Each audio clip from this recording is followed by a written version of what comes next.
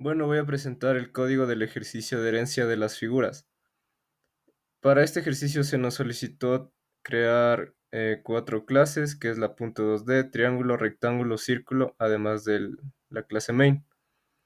Cada una de estas figuras debe tener una posición en el plano cartesiano, y para esto está la clase punto 2D, que tiene como atributos mx, representa las coordenadas en x, y my, las coordenadas en y en el plano cartesiano, con sus respectivos métodos get y set.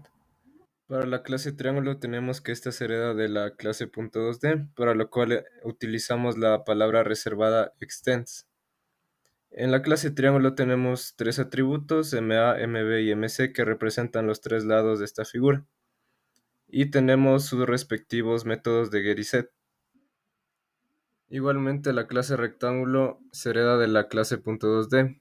En esta clase se encuentra el ancho y el largo de esta figura con sus respectivos métodos get y set.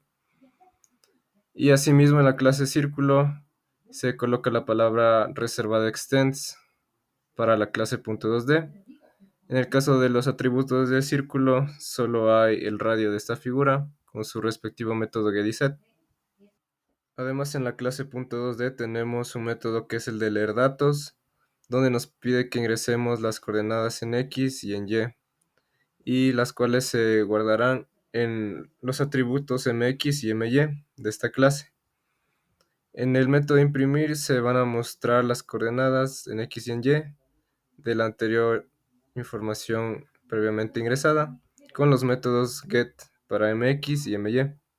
Bueno, en la clase triángulo tenemos el método leer datos con la palabra reservada override, que sirve para sobreescribir en el método de la clase padre. Igualmente, con la palabra reservada super, llamamos al método leer datos de la clase padre.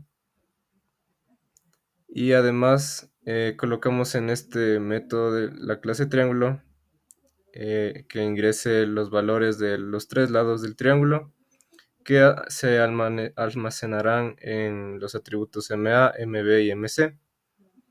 Además, estos datos están validados para que únicamente se puede ingresar valores mayores a 0.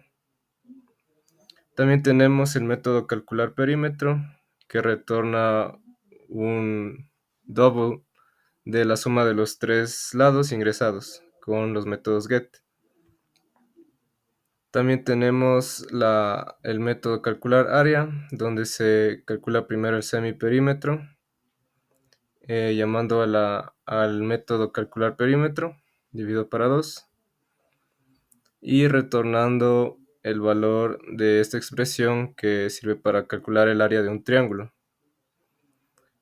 Por último, en esta clase tenemos el método imprimir, donde igualmente se utiliza la palabra reservada override para sobreescribir en el método de la clase padre.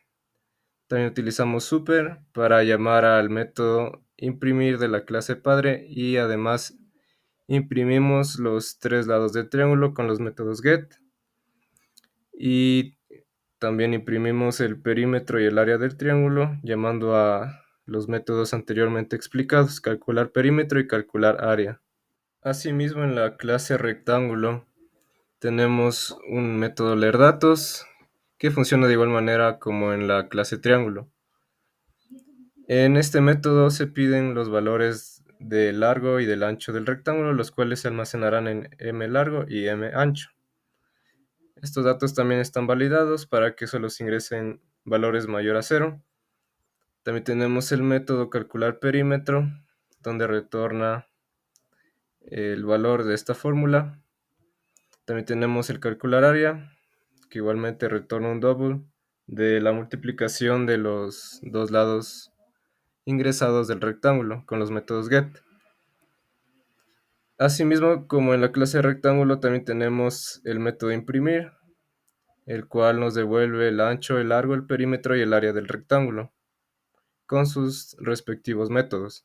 Y en la clase círculo se aplican los mismos métodos, que son leer datos, calcular perímetro y calcular área, con las palabras reservadas override y super para utilizar los atributos y métodos de la clase padre, que en este caso es punto 2D. Igual manera se solicita el radio, el cual está validado para valores únicamente mayores a 0. Y en la clase imprimir nos devuelve el radio, el perímetro y el área, con sus respectivos métodos.